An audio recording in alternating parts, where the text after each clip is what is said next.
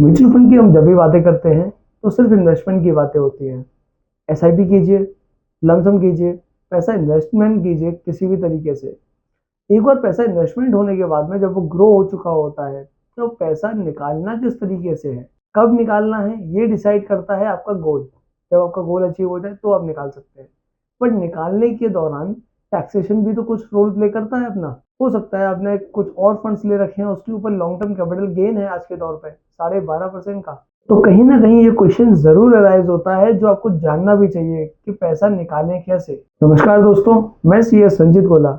इस वीडियो में आपको स्टेप बाय स्टेप क्लियर करूंगा कि आपको पैसा किस तरीके से म्यूचुअल फंड से निकालना चाहिए और किस पर्सन के लिए किस तरीके का फंड अच्छा है पैसा निकालने के लिए।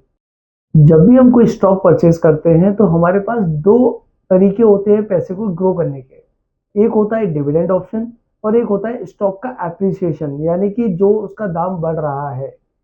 वही तरीका सेम म्यूचुअल फंड के अंदर भी फॉलो किया जाता है, जो कई सारे लोगों को नहीं पता होता है। असल में म्यूचुअल फंड से पैसा निकालने के दो तरीके हैं। एक है ICDW और दूसरा है SWP। अब हम में से कई सारे लोगों ने ICDW का नाम ही पहली बार सुना होगा, ऐसा भी हो सकता है। तो आज हम इन दोनों ही चीज़ों के बारे में बात करेंगे, इनको समझेंगे कि आखिर ये होता क्या है और किसके लिए कौन सा बेनिफिशियल है। सबसे पहले बात करेंगे IDCW की।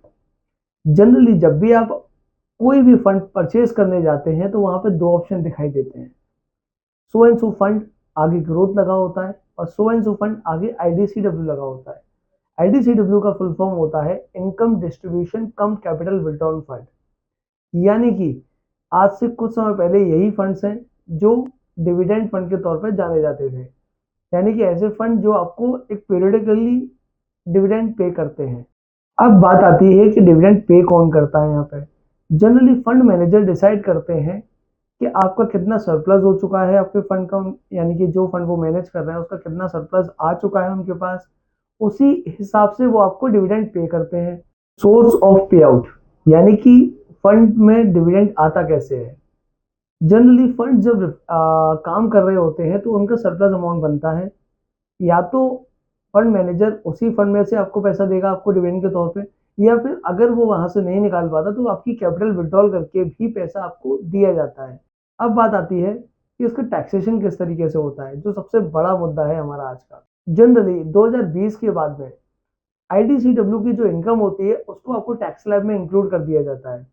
यानी कि अगर कोई फंड आपको 1 लाख 2 लाख 5 लाख रुपए कितना भी अमाउंट अगर आपको दे रहा है एज अ डिविडेंड, तो वो आपके टोटल स्लैब के अंदर इंक्लूड कर दिया जाएगा।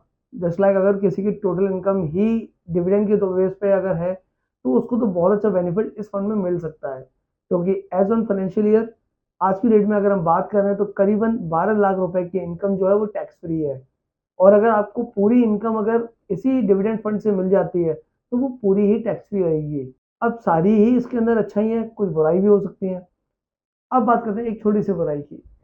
सारे ही फंड जो IDCW होते हैं वो पीरियडिकली यानी कि रेगुलर इंटरवल्स पे आपको डिविडेंड दें, ऐसा नहीं होता है। यही इसकी सबसे बड़ी खामी है। यानी कि ये कि हमेशा ये आपके जो फंड्स हैं वो रेगुलर बहुत अच्छा परफॉर्म करें, ऐसा कभी नहीं होगा। तो फंड मैनेजर के पास पूरी अथॉरिटी है इस बात के लिए कि वो आपको पे आउट करे और ना करे। जनरली अगर आपको रेगुलर डिविडेंड चाहिए होता है तो उसके लिए डेब्ट फंड्स या लिक्विड फंड्स में इन्वेस्टमेंट कराया जाता है, क्योंकि ऐसे ही फंड्स होते हैं जो आपको रेगुलर डिविडेंड दे रहे होते हैं। बट जब हम उस फंड्स में जाते हैं तो एक दिक्कत वहां भी आती है, क्योंकि वहां पे ग्रोथ इतना नहीं मिलता आपके पैसे को। तो ऐसे जब भी आप कभी IDCW फंड्स को चूज करें तो हमेशा देखिए उनका डिविडेंड पे आउट रेशियो किस तरीके से चल रहा है, कितना रेगुलर इंटरवल्स में वो लोग रेगुलर पे आउट दे रहे हैं डिविडेंड के तौर पे, और उनका ग्रोथ भी किस तरीके से चल रहा है। ऐसे कई सारे फंड्स हैं जो रेगुलर ग्रोथ भी दे रहे हैं और आपको डिविडेंड की इनकम भी देते हैं। वहीं दूसरी तरफ बात करते हैं SWP फंड्स की, यानी कि systematic withdrawal plan. Just like SIP को जैसे ही आप उल्टा कर देते हैं वो SWP बन जाती है। यानी कि जिस तरीके से आप रेगुलर इंटरवल्स पे पैसे डाल रहे थे अब आप रेगुलर इंटरवल्स पे पैसे निकाल रहे हैं। यानी कि ये जिस तरीके से IDCW फंड्स के अंदर फंड मैनेजर खुद से आपको डिविडेंड दे रहे थे, यहाँ पे इस तरीके का कुछ भी नहीं है। आपने खुद से अपने लिए एक पर्टिकुलर अमाउंट या फिर यूनिट्स तय कर लिए कि मुझे हर महीने इतना अमाउंट चाहिए, वो अमाउंट ऑटोमेटिकली वहां से विड्रॉल होता है और आपके अकाउंट में क्रेडिट हो जाता है। जनरली ये चीज क्लियर हो जाती है कि पे आउट डिसाइड कौन करेगा, पे आउट आप डिसाइड करते हैं।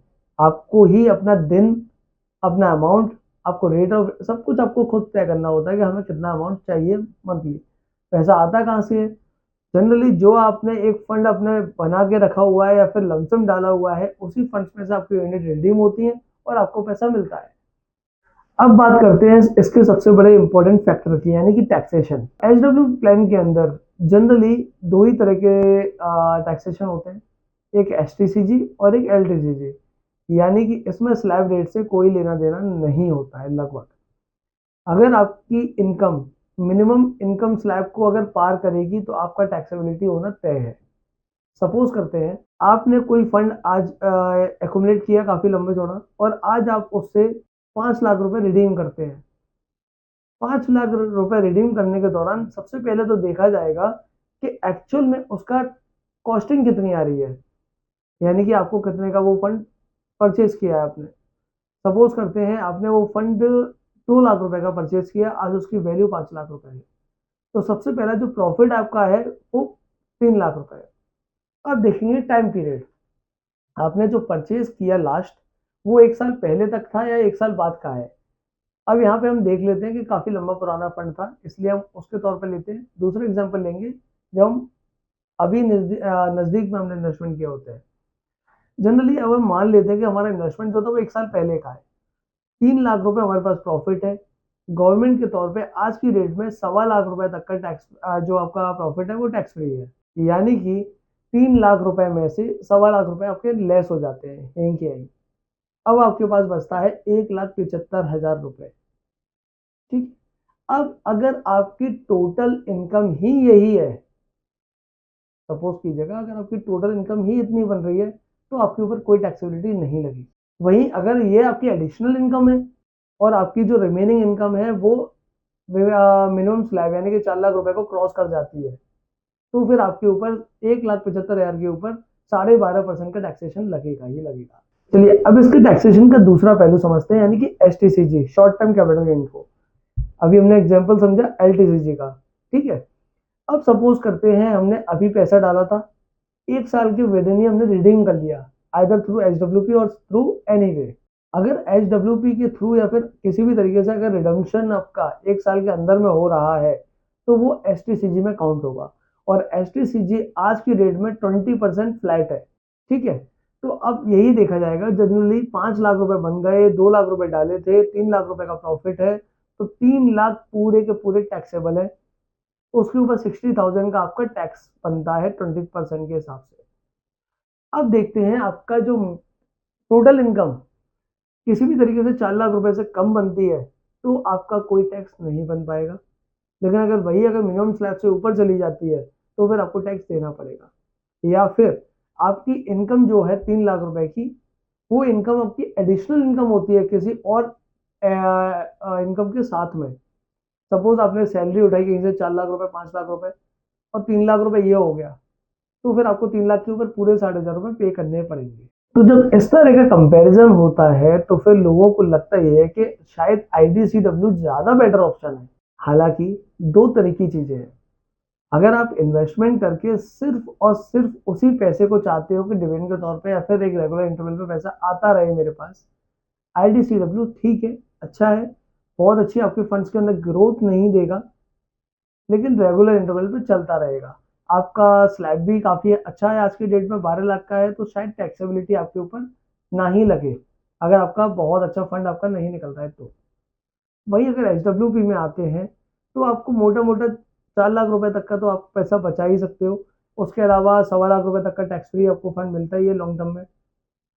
तो अगर आप प्लान करके एचडब्ल्यूपी से पैसा निकालेंगे, तो आप टैक्सेबिलिटी से बच सकते हैं। प्लान करके कैसे करेंगे? जस्ट लाइक आपके फैमिली के अंदर 2 मेंबर हैं, 3 मेंबर हैं मेजर, तो आप एक अच्छा एक शेड्यूल मैनेज कर सकते हो। इन्वेस्टमेंट सबके नाम से चल रहे हैं, तो पर्टिकुलर पर्सन को 1.25 लाख रुपए का बेनिफिट मिलेगा। सबसे पहली बात तो ये। अब हो सकता है कि आप वर्किंग पर्सन है घर में, और भी तो दो हैं जो नॉन वर्किंग हो सकते हैं। अगर उनके नाम से अगर पैसा रिडीम किया जाएगा तो उनको 1.25 लाख का बेनिफिट तो मिलेगा, लेकिन मिनिमम स्लैब का भी तो बेनिफिट लेंगे वहां पे। तो अगर आप उसे प्लान करके निकालते हैं ना, तो आप एक अच्छी रकम निकाल सकते हैं HWP के थ्रू भी। HWP में फायदा ये मिलता है कि एक सही फंड में जब आपका पैसा लगा होता है तो उसको उसी हिसाब से ग्रोथ मिलती है, जो शायद IDCW में नहीं मिल पाती है। तो आई वुड सजेस्ट कि जिन लोगों को सिर्फ पैसे ही लेना है, एक रेगुलर इंटरवल पे आता रहे, डेप फंड में पैसा लगा दीजिए, IDCW ऑप्शन ले लीजिए, आपको पैसा आता रहेगा। बट वहां पे आप ग्रोथ की उम्मीद मत कीजिएगा प्लीज। वहीं अगर आप HWP में जाते हैं, थोड़ा सा प्लान कीजिए चीजों को, आपको आपकी रकम भी मिलेगी, पैसा भी मिलेगा और ग्रोथ भी मिलेगी। तो मुझे लगता है आपको IDCW फंड्स और HWP फंड्स के बारे में बहुत अच्छी नॉलेज आपको मिल चुकी होगी। अगर आपको फिर भी कोई डाउट है तो आप हमें मेल कर सकते हैं, इजीली हमारे वीडियो पे कमेंट कर सकते हैं, हम आपको रिस्पॉन्स देंगे वहाँ पे। और अगर आपको इस वीडियो से कुछ नया सीखने को मिला हो तो प्लीज़ हमारे चैनल को सब्सक्राइब करें, इस वीडियो को लाइक करें और शेयर कीजिए।